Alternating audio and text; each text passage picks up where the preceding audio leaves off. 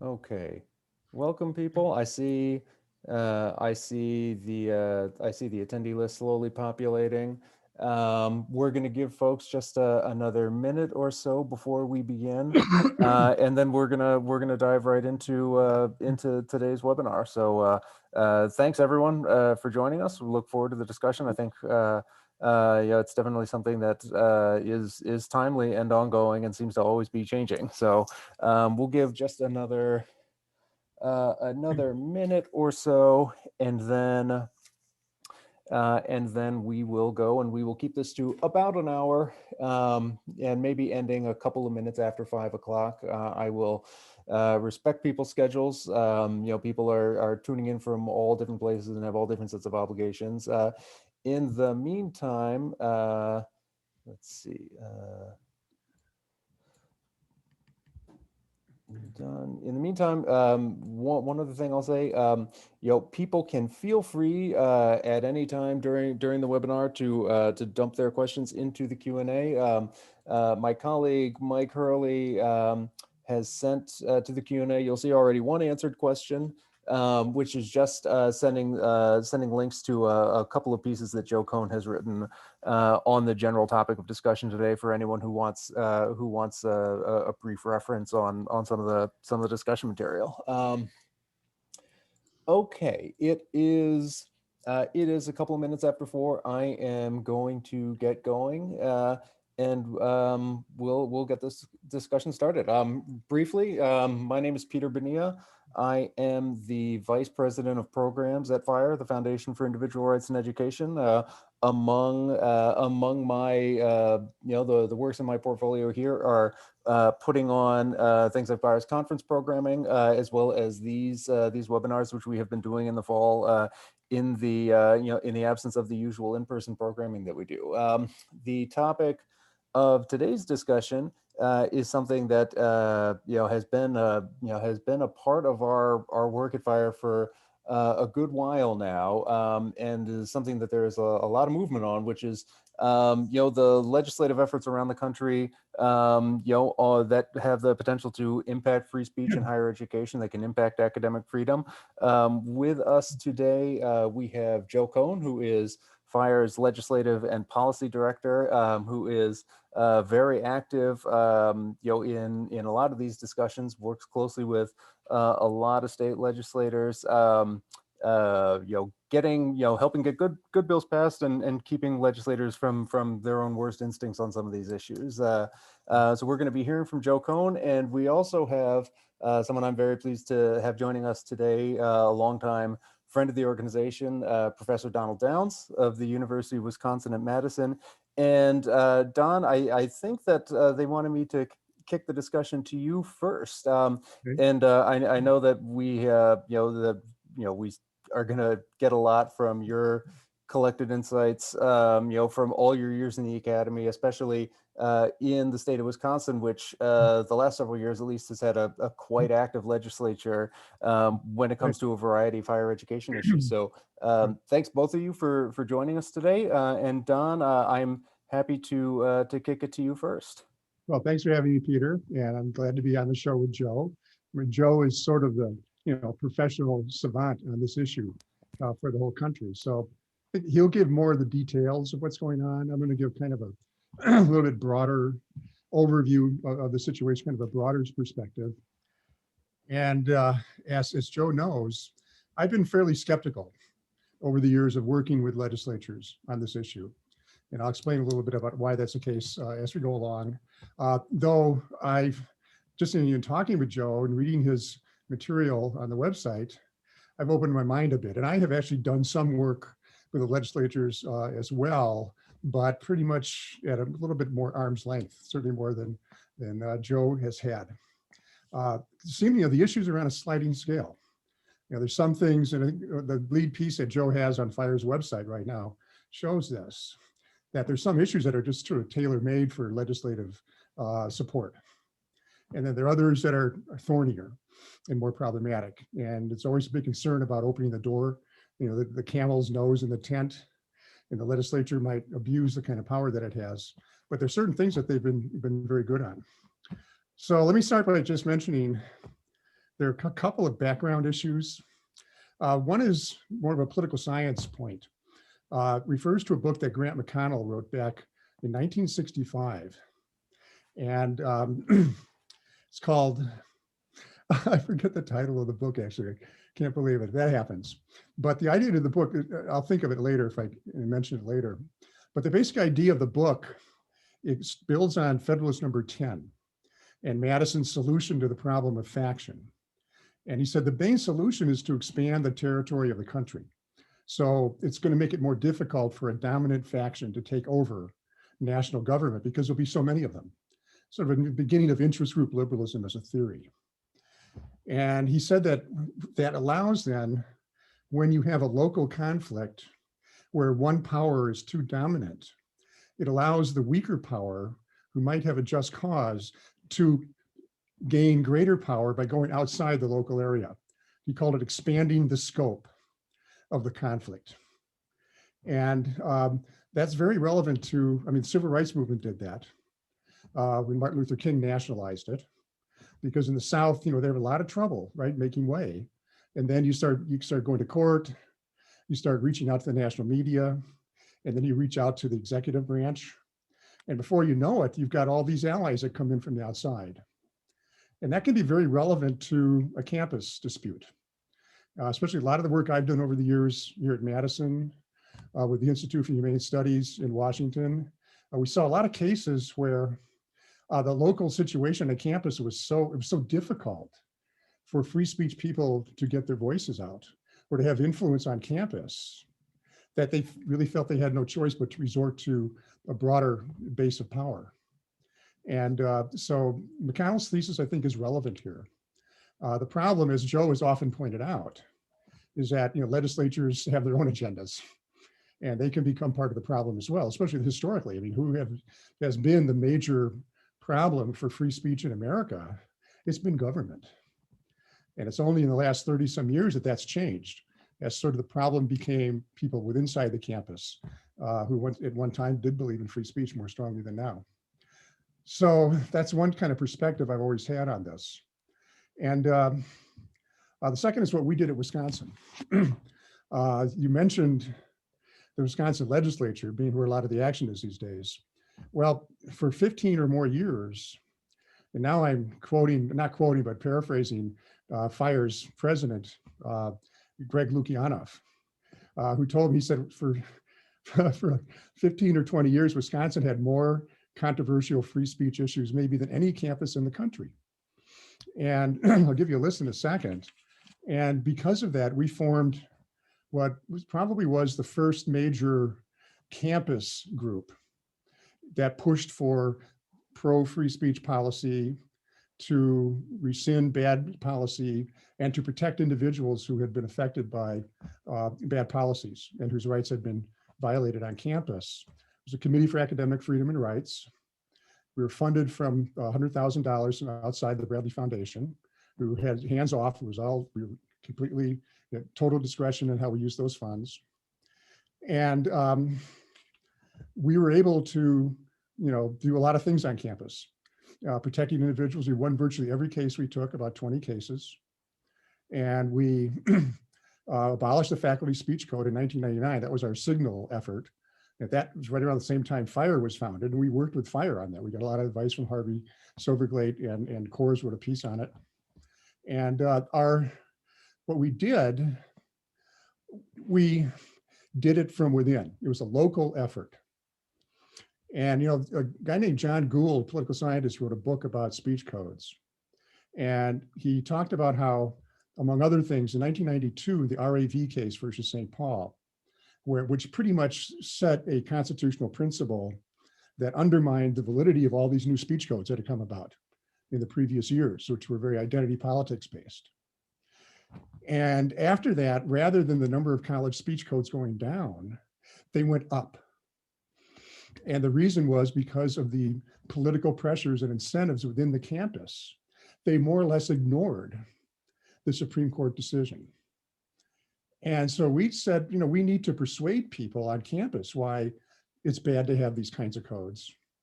So we built a political movement and a political infrastructure about 15 or 20 faculty members over time, totally nonpartisan, from a variety of walks on campus. We have a huge campus here, from the sciences, from the humanities, from the social sciences. And we prevailed in very many cases over the years because we got the faculty senate to go along with many of them because we persuaded them.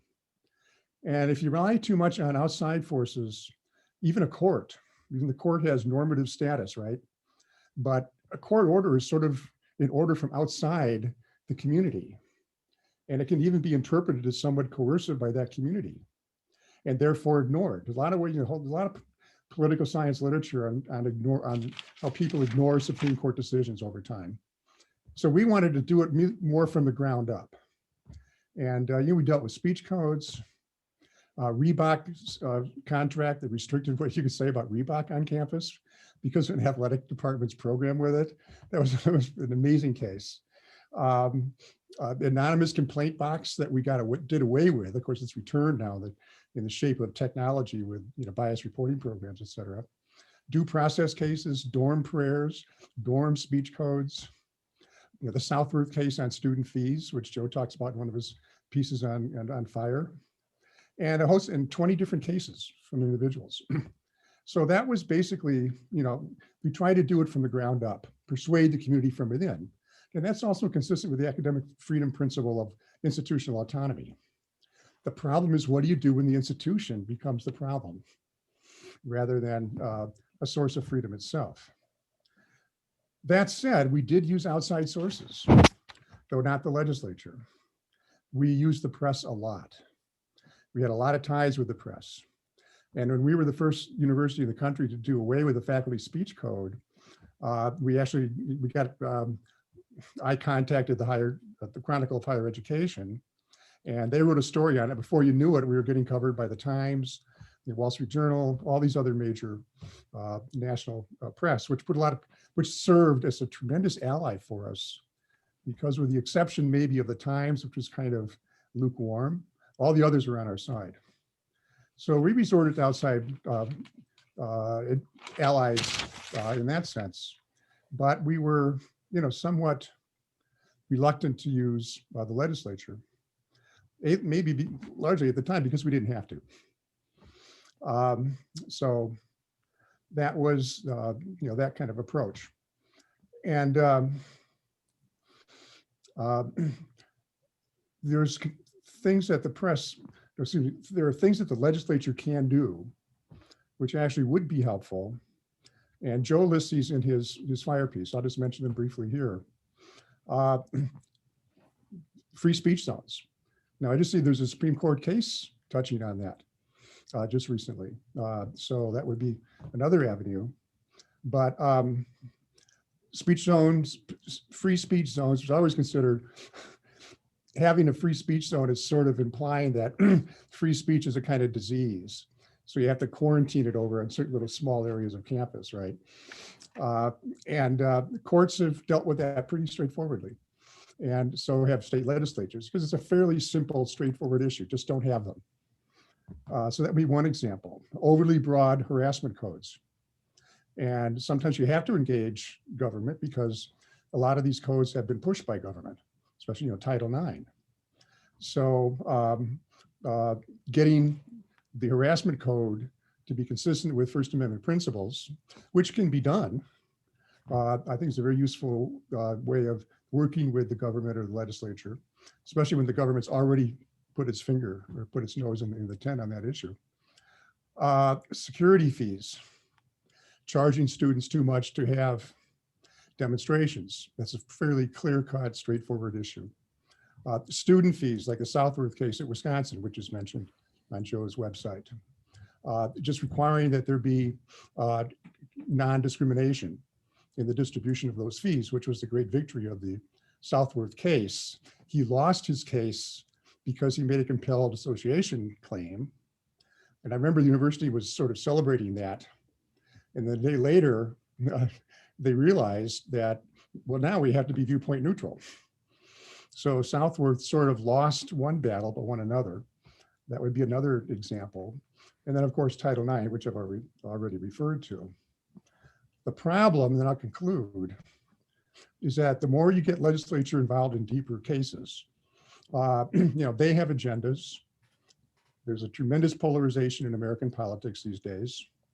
Universities have become targets for especially more conservative legislators because of the nature of free speech politics. And they can end up pushing agendas which are detrimental to academic freedom as an institution, or more broadly understood. Wisconsin is one of the most polarized states in the country. They can't agree on anything here anymore. And so working with the legislature ends up you get associated with one side or the other just by taking a free speech position, which is, for all those years that we were working together on campus, we strove really hard to be universal in our appeal, nonpartisan. It's a crucial lesson of free speech politics, is to be nonpartisan. But it's really hard to be that in Wisconsin. And then you had a few years ago, the Walker administration started messing around with tenure here. And that really made working with conservatives on free speech policy a kind of kryptonite for a lot of people, for better or for worse, even if the legislature had the right idea. The mere fact that they took the position, given that they were undermining tenure. And then you've had some cases recently where members of the legislature, I'm not going to get into any names here, but have attacked professors for things they said in their syllabus or syllabi. It's one case in particular, a colleague of mine, and one of the legislators who's been involved in some of these issues went after him. And it led to a lot of hate mail coming into that professor. And it was, in my view, utterly inappropriate. And then so to work with individuals that are doing that becomes a very difficult kind of thing to pull off. And so what you really need to do is find common ground. And one thing I really like about Joe's work, in addition to its incredible expertise and diligence, is how he's been very good at warning legislatures. These are things you have to avoid doing. Don't get involved in curricula. Don't attack the content of courses and things like that, because those are sort of cardinal aspects of academic freedom. You may not like what's being said in there, but there isn't academic freedom if the legislatures can dictate or intimidate professors for what they say in class, et cetera, unless what they're doing is beyond the bounds of academic freedom. And the cases I'm talking about, those were certainly within the bounds of academic freedom. So that's sort of the final point. So when you start working with a legislature, you're playing with fire, no pun intended. And so you have to be careful. And I think in today's environment, it requires a great deal of strategic acumen, which is difficult to pull off. I always just stop, that's it.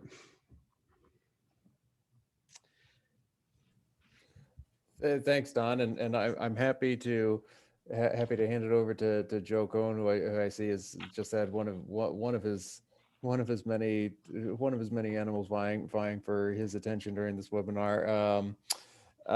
Joe, I was trying to remember while Don was wrapping up his remarks, just how long it is that you've been at FIRE. It's really easy to lose track of that, but you have been at FIRE for, I think, 8 or 9 or 10 years at this point going on. Am I right about that? I finished and completed my 9th year just last week. Congratulations, and I'm sorry, because you've been kept pretty constantly busy during that time, and one thing that I would love to get a sense of is without derailing your remarks, is just how things are looking now compared to what your original mandate was when FIRE hired you, because you were the first in our legislative team. You were the first hire that I remember FIRE making in this area when we saw coming that that both state legislatures and the federal government were taking an increased interest in this. We're getting increasingly kind of activist on certain issues.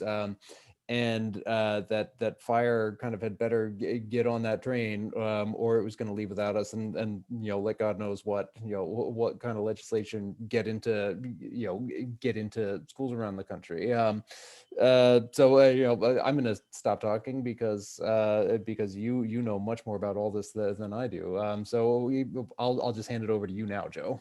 Well, thank you, Peter and Don. It's always a delight to appear with you, and I appreciate the very kind words about my work that you offered.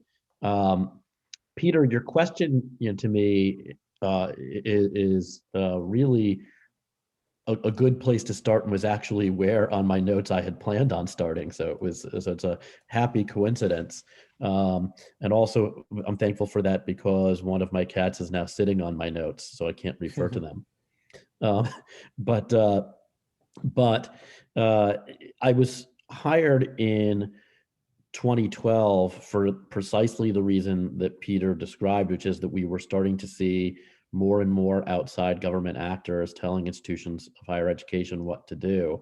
And sometimes those demands were helpful, and other times those demands were harmful.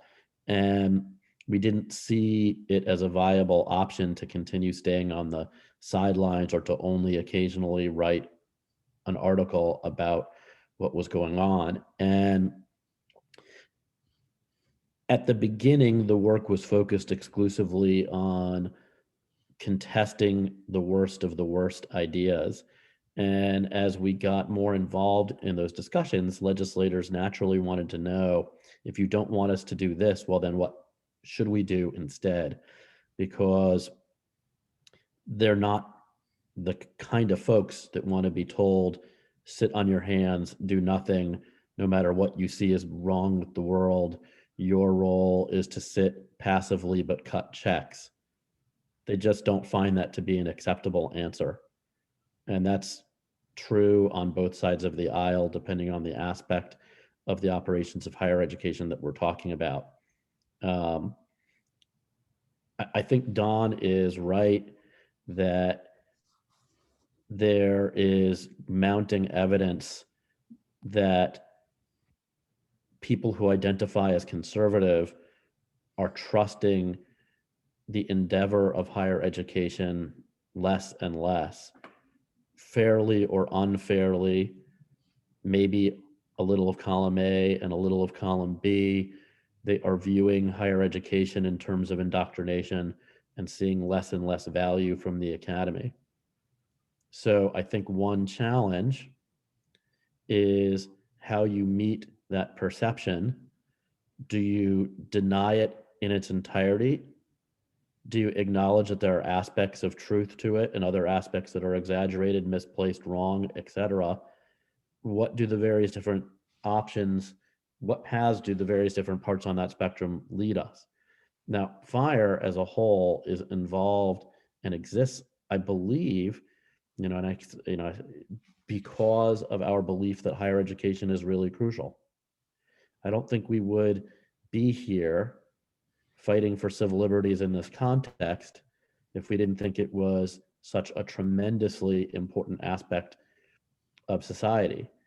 There's so many measures that show how essential access to higher education is for advancement, in so many different ways. So from that perspective, how higher ed operates is of crucial importance. But we also take the perspective that we're not here to wage culture wars at FIRE.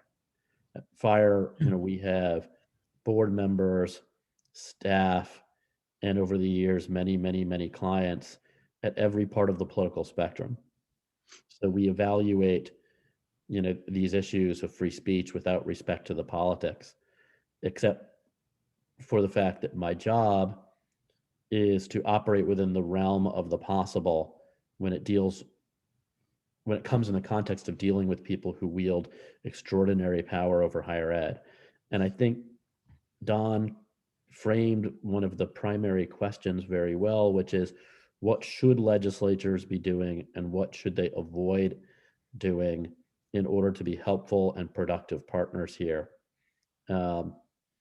If we believe they're going to operate in a world where they're not willing, again, to just sit on their hands.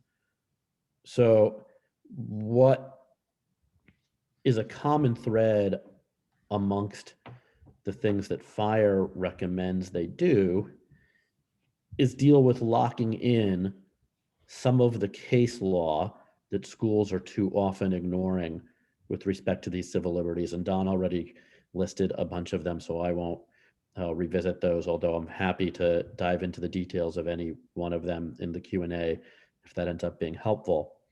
What we try to encourage legislators to avoid doing is trying to reshape American culture through law, with, I suppose, one narrow exception, which is we are comfortable with legislatures asking institutions to do more education around the Constitution generally, or some of these civil liberties issues.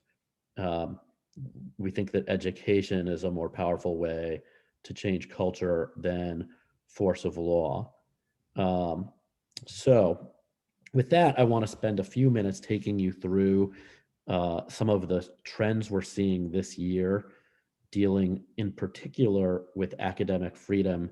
There are, of course, other pieces of legislation dealing with higher ed that FIRE is deeply involved in with respect to campus due process rights or student free speech rights. But I want to focus on the ways that legislation in 2021 could impact faculty, because we're seeing a lot of different things being floated throughout different states. And in Q&A, I hope we get a chance to go in a little bit more depth into some of these bills or some of these ideas. So I'm going to just rattle off a few of the different things that we're seeing real quickly, so that we can reserve most of the time for Q&A. So we've seen bills that are aimed at ending tenure. There's an Iowa bill. I have all of the bill numbers written down, but my cat is sitting on the bill numbers. So I won't be able to share them at the moment. Maybe by the time Q&A, if people have individual questions. We've seen another piece of legislation also in Iowa that deals with what we view as pretty onerous requirements of faculty to publish not just their actual syllabus, but requirements of what needs to be in each syllabus, including, every assigned reading, the topic of every conversation in class, and to update it as any new materials are added. So we saw, that there might be some value in having transparency about what's being taught, but the specific requirements there were particularly onerous. We've seen legislation that in Florida that does three things. This bill, SB 264, allows for climate surveys to deal with the potential for political bias on campus. It also has a very broadly written provision on campus free speech about not shielding students from controversial viewpoints, without any specification of what it would mean to shield a student, which is our particular complaint about that paragraph. And then finally, it includes a provision that requires institutions in the state to allow students to record classrooms without exception. At least that's the bill in its current form. They're contemplating putting a limitation on just personal use for notes, et cetera, into the bill. We're also seeing what I think are the bills that are drawing the most attention, which are those that are trying to tackle diversity initiatives, diversity and inclusion initiatives, and in particular, critical race theory teachings. First started with President Trump's executive order that labeled some of the ways that training has been conducted as being divisive, and then prohibiting the trainings to happen using those divisive concepts as they're labeled. That executive order was withdrawn by President Biden in his first day in office. And we've seen a spate of bills seeking to do similar uh, uh, restrictions. From Arkansas, a bill HB 1218 that dealt with both K through 12 and higher ed. That bill was just withdrawn yesterday by the bill sponsor. In New Hampshire, there's a bill HB 544 that follows along those lines. In Oklahoma, there is a bill 1641, HB 1641, that prohibits in K through 12 or higher ed curriculum that either promotes or denigrates any racial group or gender. So that's pretty vague in terms of what counts as promoting or denigrating a group. I mean, is denigrating Nazis, you know, going to be viewed in those terms? What about promoting people and ideas during Black History Month? Really unclear and deeply problematic. And then in Iowa, HF 478, that does similarly to what those other bills do with respect to critical race theory teaching, but more explicitly creates a full protection for faculty to teach however they see fit, and only applies its ban to mandatory trainings. So that's one step closer to being constitutional, a significant step closer, but still has the problem of the government itself labeling some ideas divisive, which is a terrible slippery slope. And then the final kind of bills that we see are our campus free speech bills that FIRE promotes, that largely apply to students, that some of them have a singular provision for faculty. One that FIRE has drafted. We've received praise and criticism from faculty groups for the language. I'm always open to tweaking it, but the general gist of the language is to address classroom speech where FIRE has seen too much censorship, and to say that there will always be protections for faculty for classroom speech that is germane across the board. If it was germane, it's always be protected. And if it wasn't germane to the subject matter of the class, again, very broadly construed to account for the fact that what's relevant and germane is a pretty deep pool, especially when teaching in the humanities. Even if it isn't germane, there's still protection if the speech was fleeting and didn't use a lot of class time. So it's that safe harbor provision that we've written that has gotten some, again, mixed reviews, high praise from some, deep criticism from others. And I am open to discussing with all of you. So with that, I want to thank you all for hearing us and open it for Q&A. Peter, back to you.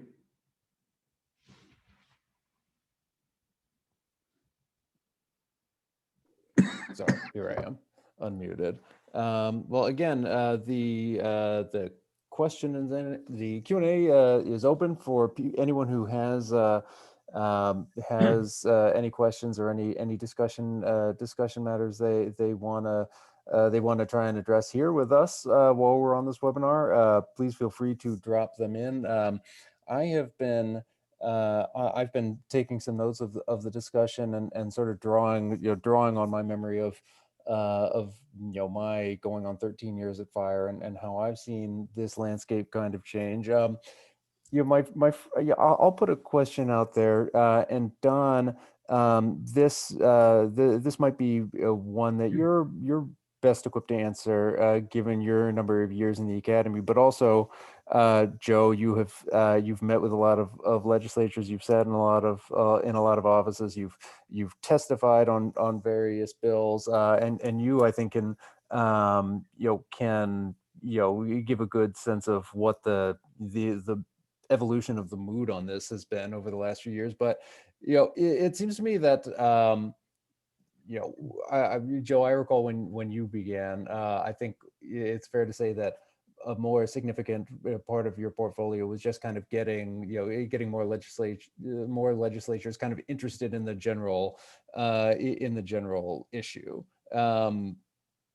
and and more it seems there's been kind of a reactivity from legislatures, seeing that not enough, not enough of certain things being done, or too much of a certain thing is being done. And Don, this is where I'll kick the question over to you. You spent a career in the academy. You spent a career at the University of Wisconsin, and I wonder if you have thoughts on the thought that how best to say this, what failures of the academy that the the legislature thought it was responding to in pushing some of the more questionable and controversial legislation that we've seen over the years, and how like what real meaningful shortcomings from the academy that there are that could be addressed there.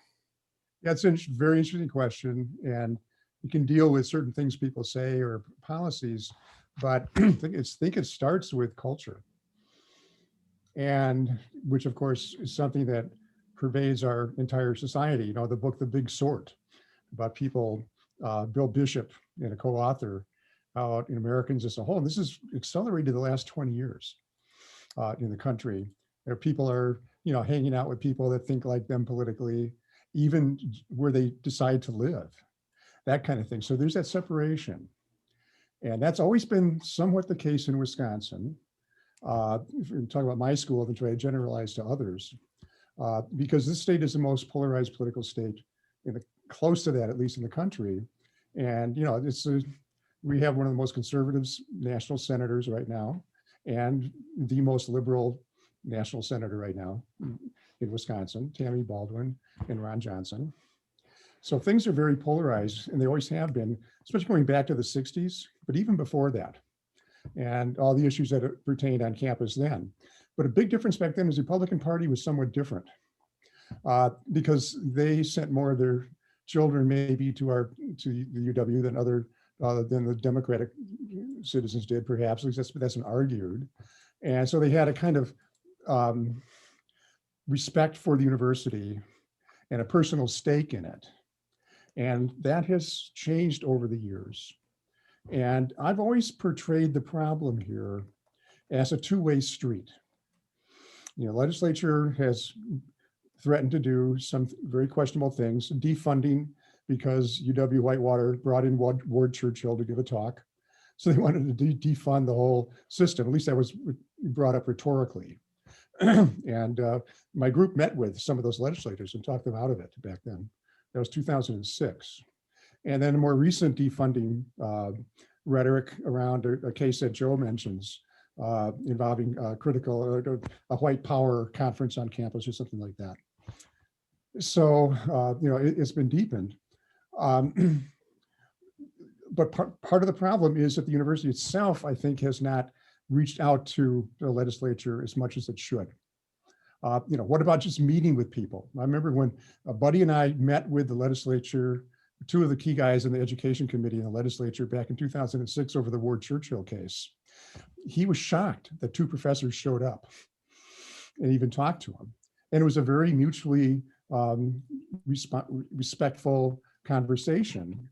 And we stayed in touch for a couple of years after that. Little things like that. I've heard comments on campus that are very disparaging of people around the state. There's sort of a lack of respect that goes out. So I think that's part of the problem. And then of course you get the policies, because most of the policies that were problematic for free speech were applied against more conservative people on campus. Not all. I mentioned the Ward Churchill case. There's another case applied to UW-Madison, where it's a very liberal professor, but most of them have gone the other way. And there is this perception out there that the university is kind of an arm of the Democratic Party. And you look at the political contributions in the state, UW-Madison's contributions in other campuses in the UW system, they're almost entirely, we're talking over 90%, that go one way. Now that's, if people, they get to vote the way they want to vote, it's a free country, right? but that adds to the perception that it's a really too much of a one-sided campus. And there hasn't been enough effort to show two things. One is those professors that don't go along that line. And two, how, in my view, the vast majority of professors that give money to Democrats are doing their job well. They're not being biased in class. They take their profession seriously. So there's this kind of a misperception out there about the political, or not the political orientation, but the political bias of the campus. And we really haven't done anything to ameliorate that perception. Don, if I may jump in for a moment. I've seen over the years so many examples of legislators piling on in campaigns to get faculty fired when a faculty member says something unpopular. And because the country is so polarized, what's unpopular in a legislature changes from state to state, from red state to purple state to blue state. And I just have enough examples of faculty at all parts of the political spectrum to be concerned about it. Right. And I share the view that I think a lot of people who engage with FIRE, have, which is that the academy runs better when it is more heterodox, when there are viewpoints within the academy that span the political spectrum. And, I've had, unfortunately, instances where my own bill sponsors on campus free speech bills turn around and demand a faculty member should be fired while the campus free speech bill is pending. That's incredible. That happened to me in Nebraska, where I had 3 legislative co-sponsors. And I literally got on a plane and parked myself in their offices because they wrote an op-ed criticizing us, the people who wrote their own bill for them, because we took the graduate student lecturer's side in a conflict, and talked with each one of the 3, making the argument that I think I'll probably make for as long as I'm in this fight, which is, don't fall in love with the club that will be used to beat you over the head. That's right. If you are concerned that there aren't enough minority viewpoints in academia, then the last thing you want to do is give campus administrators the authority to have political litmus tests over what can and can't be said. So I always tell legislators to avoid being fixated on the faculty member who you think stepped out of line, and instead worry about providing robust protections for faculty members who don't toe the company line. Right. And that's kind of where my thinking is at FIRE, of where I think legislators can be productive here, because I don't want to go too in depth into case law, but the Supreme Court's decision in Garcetti versus Ceballos, for those of you who are unfamiliar, has placed public faculty's free speech rights at serious risk in 2/3 of the country. 1/3 of the circuits have carved out an academic freedom exception to the rule that they announced that public employees didn't have a right to engage in whistleblowing or speak on matters of public concern if that speech also affected the smooth operation of their employer.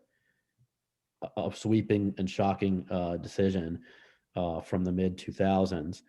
And 1/3 of the circuits have carved out an academic freedom exception. 1/3 have declined to until the Supreme Court eventually does, and 1/3 have not. So if you're in one of those states that hasn't carved out an academic freedom exception, you're either going to get a remedy eventually from the court, or you're going to get it from the legislature. And that's pretty much your only options.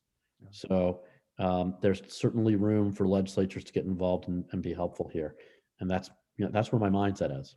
Well, yeah, we carved out an exception like that at Wisconsin back in 2010. And my group led that effort through the faculty senate. But, you know, I mentioned it's a two-way street. So I was talking about our side of the street, but the other side of the street's there too. And I have a lot of friends who've worked in the state legislature over the years, and they have described how just it was turning points around the same time that faculty speech codes started coming out. There's a kind of coincidence that slowly the legislature started becoming more polarized as well. And one operational indicator is they stopped eating dinner together. They stopped going to the bars together compared to before. And just the rhetoric got more heated. And so at some point, the university became even more of a symbol. And that becomes part of symbolic politics and how they relate to one another. That if you end up being too friendly university, you're actually going against your colleagues in the legislature, because the university now has this bad guy image that becomes part of the political process. And I think you've got to have constructive leadership to get out of that. You know, back, it's interesting, kind of ironic. Donna Shalala was the chancellor here, who was the big force behind the adoption of student and faculty speech codes in the late 1980s. And yet she had tremendous rapport with the state legislature. And I know conservatives over there who liked her and respected her. And a lot of other reasons besides, you know, university professor does a lot, a university president has a lot of hats to wear. But she was good at bridging that gap. And I give her credit for that. Now, I'm not saying that chancellors since then have been bad, but she was especially good at that. And I think the times we're in now require that kind of ability more than they ever have before. Well, certainly having conversations across partisan lines is getting increasingly difficult for a lot of people to do when they don't see their adversaries as good faith actors. And I think that that's happening a lot in the halls of government, but also in society at large. I see that we have one question in the Q&A that specifically asks about mandatory trainings that require people to adopt a correct answer before they can advance forward. You know, first I would say that that FIRE has long been concerned about freedom of conscience. You know, it's perfectly acceptable to require people to agree that they will abide by a law, even if they don't agree with the law. But it's another thing to ask them to agree that the law should be a particular way. So with respect to the hypothetical that's in the Q&A, and all of you who are watching can read it by clicking on the Q&A button on the bottom and scrolling through. Sounds, based on what you've shared, to be problematic to me. And if you wanted, you can submit a case. We have a submit case button on our homepage, where if you provide the details, a member of our team that does advocacy on the ground at schools will get back to you. I'm happy to follow up there. In fact, I'm pretty sure that I do have that I do have an email separately from you. So I'm happy to I'm happy to pick up that discussion. Suffice it to say, that is something that we have, we have seen a number of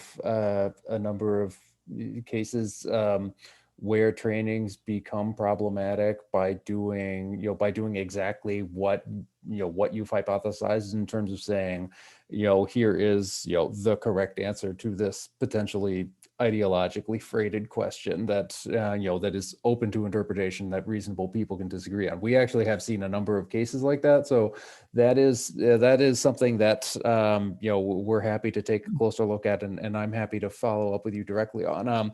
We have a number of quite good outstanding questions, and oh dear, I see a number more have filtered in. I'm going to stay on this subject matter for the moment. We have a couple of observations that when it comes particularly to the legislative moves against against critical race theory, against against various diversity, equity, and inclusion initiatives, against things like like the teaching of the things like the Project 1619 curriculum on the other end. These are these are obviously very worrying things, but they also do they also I think can be seen as as a kind of reaction to a really increased emphasis on these kinds of initiatives in universities in terms of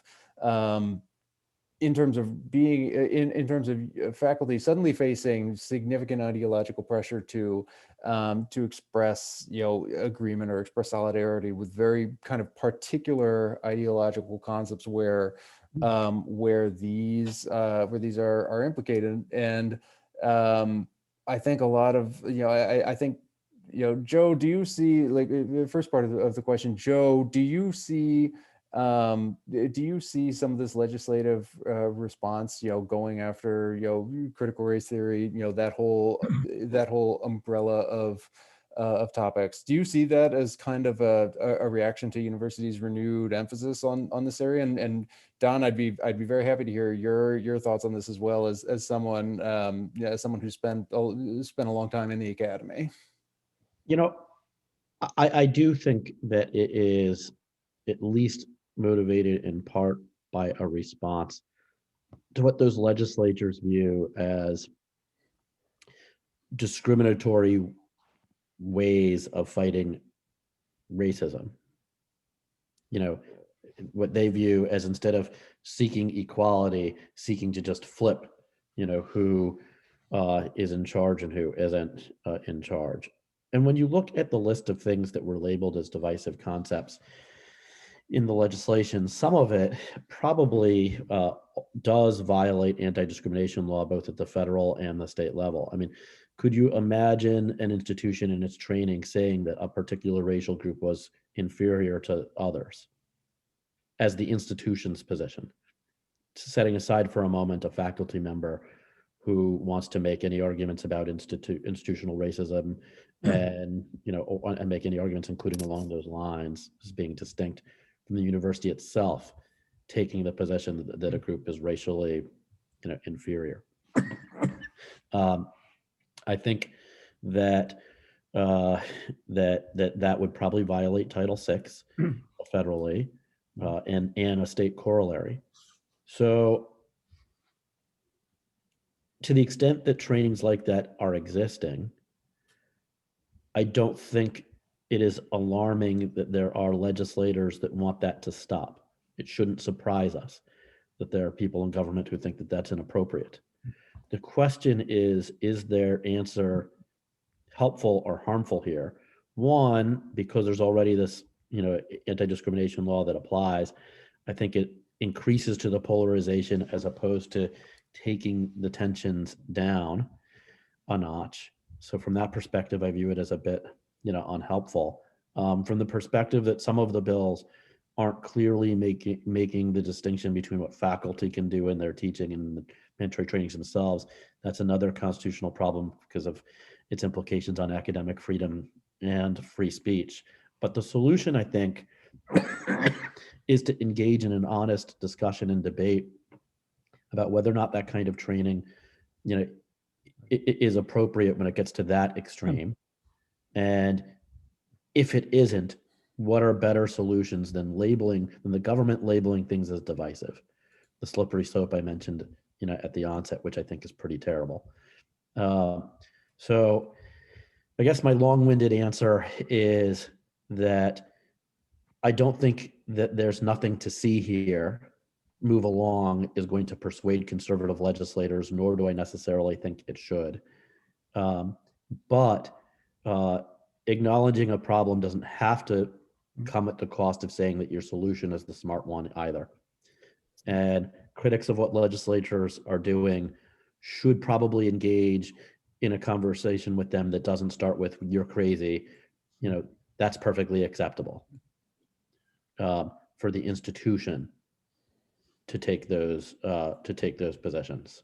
I think there's a difference, going after a professor who's teaching critical race theory and professing it is one thing, because it's clearly the academic freedom of the professor to take that perspective. Then it's up to the institution to encourage and try to make sure that dogmatic is open-minded enough to satisfy certain standards of academic quality.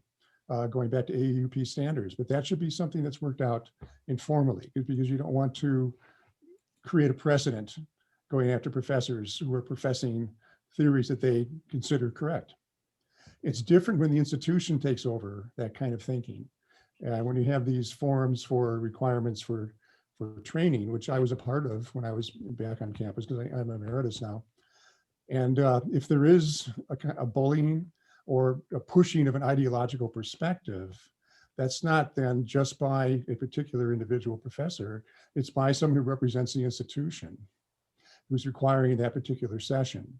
So that creates, I think, more of a problem that has to be dealt with, but then it has to be dealt with in the right way. And I agree with Joe that the best way to resolve that is to open up discussion about it.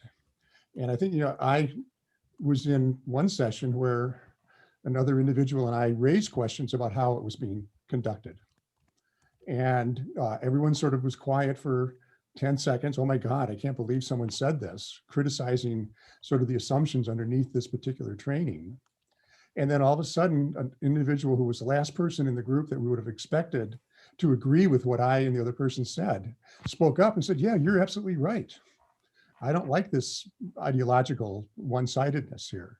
And then the whole thing opened up to a much more fruitful discussion, but it takes people that believe that to speak up. And it's hard to do in those kinds of situations because you really feel like the consensus is against you and you might be, misappropriately labeled. What do you do though if everyone in those sessions agrees with an ideological slant that is naturally open to intellectual disagreement? And that again, I think is where leadership has to be exerted. When the legislature gets involved, of course, that creates a whole different kind of problem, makes that leadership more difficult to pull off. So it's a delicate situation, but yeah, those sessions can really be a problem. And there are ways of sort of suffocating open discourse through more subtle means than simply having a code, or over the expansive harassment policy. I know we're running close to our end time, so I want to let Peter wrap up if he needs to. But well, I'm I was about to jump in. 15 minutes ago, I was looking at the slate of questions. Like, oh, we've got just enough to get us through, and now we're going right on time. And I'm like, and I'm always hitting that point where I'm getting anxious because I have a number of really good, outstanding questions. We will. I will respect. I will respect people's time. And not keep people too long. I'll quickly answer one question, and I can follow up with you directly to the person who asked this. We had a question from a faculty member who wants to know where the appeals courts. Oh, I see, Joe. Joe has answered. Joe, you have answered that Garcetti question about where the academic freedom exceptions are. Lucky for my faculty friend there, who is in one of the jurisdictions, I believe, where that academic freedom exception applies. I'll add, for anyone who still has questions, still wants to chat with us, and maybe my colleague Michael Hurley, if he is still here and listening in. Michael, if you could just dump me and Joe's email addresses into this, we're happy to take questions offline. We're happy to do this outside the bounds of this webinar. Easy emails to remember: peter@thefire.org, joe@thefire.org. And before we wrap up, Peter, if I may interject for a 30-second pitch, which is, I indicated before during my opening remarks that FIRE has, taken some criticism and some praise for some of the language we've written to try to protect academic freedom.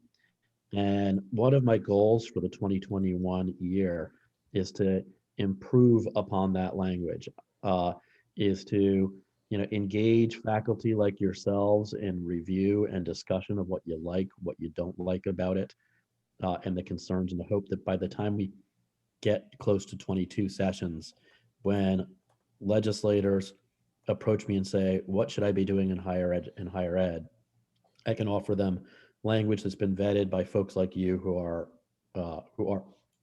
engaged on this issue. So please feel free to write me if you'd be happy to participate in that, because I'd like to engage as many of you as possible. And I will I will close by making my own brief pitch, which is to say, firstly, for those members of our faculty network who are tuned in, you've probably gotten the announcement from us by this point, but we are taking proposals for our 2021 Faculty Network Conference. We are hoping to do it in person this year in Chicago in October. There's always kind of a bit of crossing the fingers that goes with that, planning planning any kind of event like that, in this day and age. But with the way things are going, we're feeling fairly good about our ability to return to our programming, at least mostly in the way that we're used to. But we're also going to supplement it with opportunities to let faculty tune into the proceedings virtually. We are determined one way or the other to put it on this year when we weren't able to last year. I will follow up. I will follow up with the people who tuned in today with more information on that if they like. And I have taken stock of a number of the very good, outstanding questions. I'm sorry that we only had so much time for everyone's very good inputs. I'm about ready to wrap things up. Don, is there anything that you wanted to throw in as a final thought to our faculty attendees before we go? Well, it's just interesting how this is all a work in progress and how we've been working on this stuff now for over 30 years, late 80s, and the different issues that arise. And I'm really concerned about what's going to happen if everyone starts coming back to school in the fall with all the other turmoil in the country and everything. Are we going to see the issues that we're concerned about now intensified? Are we going to see new ones? And so it's what the Chinese called interesting times, which is both something kind of good, but also a problem. It is hard to think that the year in higher ed was so busy for FIRE at a time when most people were just at home at their desks in their living rooms. We thought 2020 might have been a slightly less busy year about a year ago at this time. It's like, well, everyone's going home. There's not going to be much for us to do. And boy, were we wrong when it came to that. Campuses have revamped their training sessions. Like, look at that case in Georgetown just recently. Sure. The adjunct was fired, and the fact that she didn't have tenure shows you the importance of tenure in this area. But yes, we can expect more of Georgetown's, I think. I think so. Well, with that, I'm happy to bring this webinar to a close. I want to again thank Professor Downs, who has been a great scholar and a great leader on academic freedom generally. Has been a friend to FIRE for as long as there has been a FIRE. So I'm very happy to have him here with us this afternoon, sharing some of his wisdom on these issues. And again, a thank you to my colleague Joe Cohn, who has lent his expertise to a couple of these by now. I very much appreciate both of you taking time out of your days to help out. To those still here, we will be posting a recording of this webinar on our website. You should be able to expect it there in a few days. And I will follow up. And again, anyone has any questions I didn't get to, and there are unfortunately a few, feel free to email us, peter@thefire.org, joe@thefire.org. And we look forward to doing this again. We should be back with another one of these webinars in a few weeks. So until then, thanks very much, everyone. Take care. And again, Joe, Don, thank you very much for your help this afternoon. Thank you. And thank everyone else for listening and tuning in.